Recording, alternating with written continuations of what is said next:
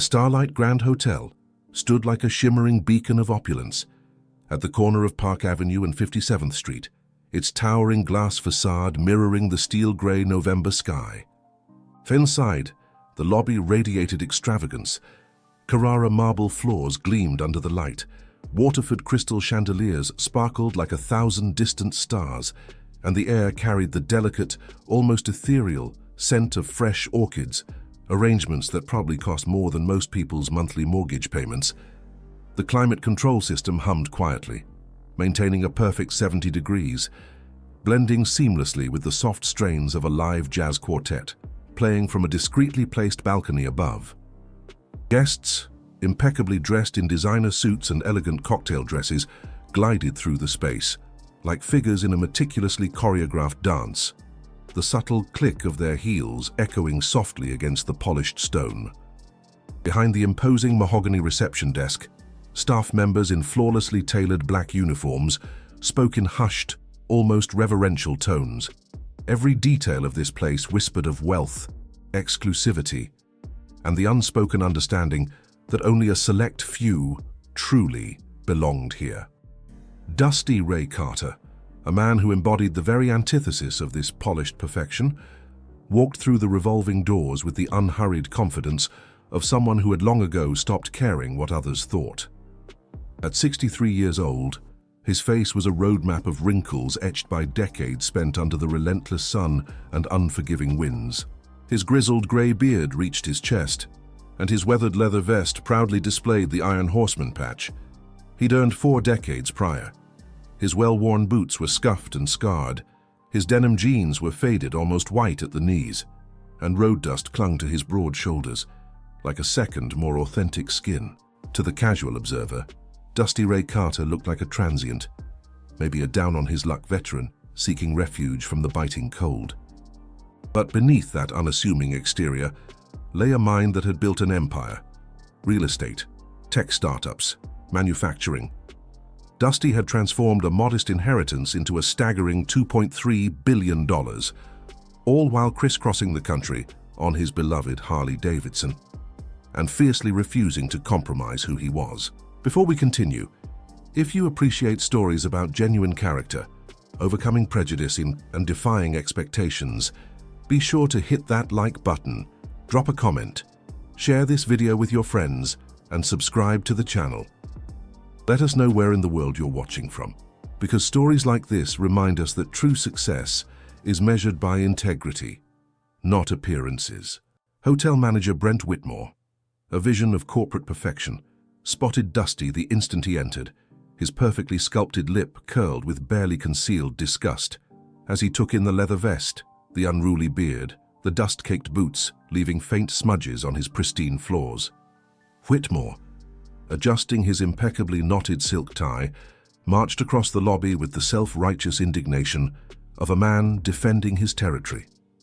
34 years old, Wharton educated, and utterly convinced that his MBA entitled him to judge anyone who didn't meet his exacting standards. He approached Dusty, his voice dripping with condescension, and informed him that this was a private establishment, that whatever he was seeking, he wouldn't find it here. Dusty stopped, his piercing grey eyes fixed on the young manager. He remained silent, patient. Encouraged by the lack of resistance, Whitmore raised his voice. Playing to his audience of affluent onlookers, he announced that he would have to ask the man to leave immediately, that they didn't permit vagrants in their lobby. This was the Starlight Grand, not a homeless shelter. A few guests snickered. Others averted their gaze, embarrassed but unwilling to intervene. Whitmore snapped his fingers at 2 imposing security guards, ordering them to escort the man out, and to call the police, if he resisted. The guards moved toward Dusty, but something in his unwavering gaze made them hesitate. Dusty spoke, his voice surprisingly calm, almost gentle. He said he simply wanted to check on his property. Whitmore laughed, a sharp, mocking sound that echoed through the lobby. He asked sarcastically if Dusty was going to claim he owned the entire building. Dusty reached slowly inside his worn leather vest. From the depths of his vest, Dusty produced a well-worn leather wallet. He flipped it open and extracted a business card, holding it out to Whitmore, with the quiet assurance of a man who had done this before. The card read, Dusty Ray Carter, Chairman and Owner, Carter Enterprises, LLC.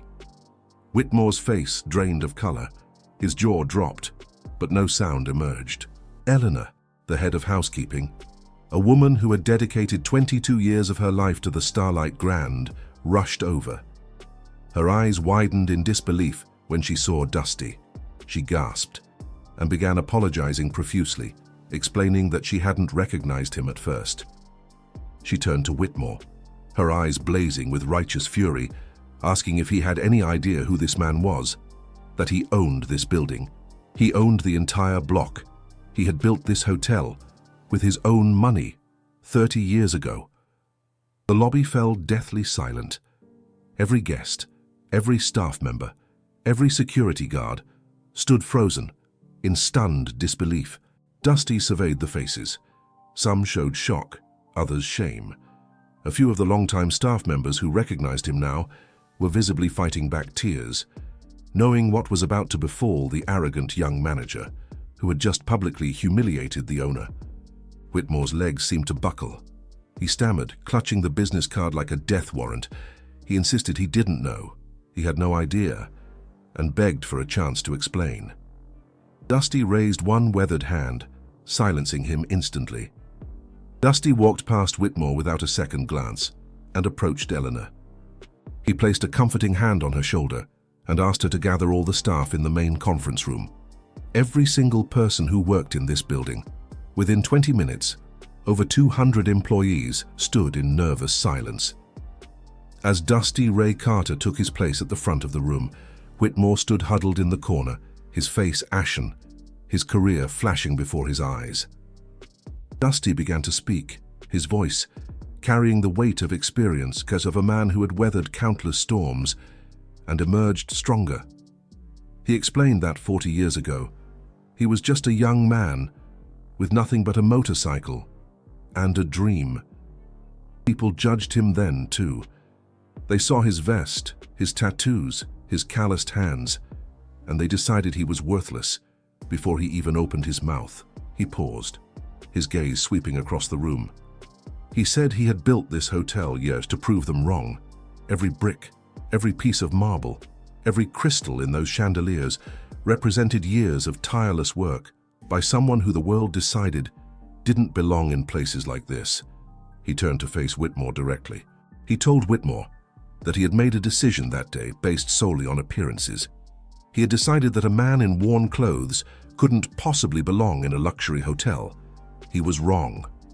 The room held its collective breath, but, Dusty continued, he wasn't going to fire him. That would be too easy. Instead, Whitmore was going to spend the next 6 months working directly with the housekeeping and maintenance staff. He was going to learn who actually kept this place running. He was going to learn that the people in uniforms deserved the same respect as the people in suits. Whitmore's eyes welled up with tears. He nodded, unable to speak. Dusty reached into his vest again and pulled out an envelope. He handed it to Eleanor. Inside, a check for $50,000. It was earmarked as bonuses for the housekeeping staff. Those individuals who had always treated him with such kindness. They were good to him even before they knew who he really was. As Dusty Ray Carter walked out of the conference room, the unmistakable rumble of motorcycles grew louder and louder.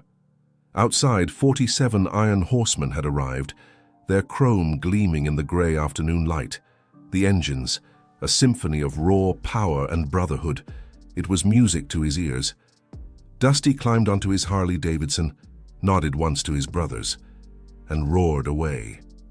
Behind him, the Starlight Grand Hotel would never be the same again. The air crackled with the unspoken aftermath. And before we sign off, we have a special request for you. Comment below with the phrase, "Never judge by appearance."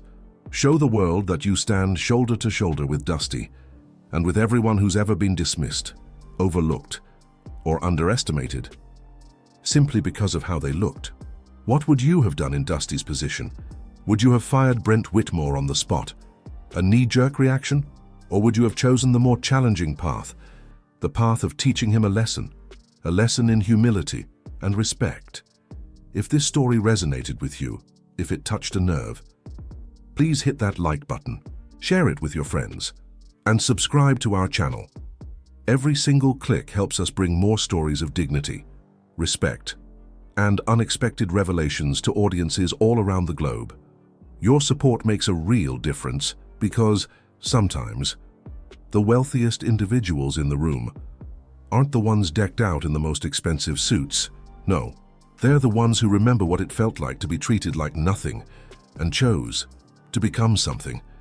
Anyway, something better.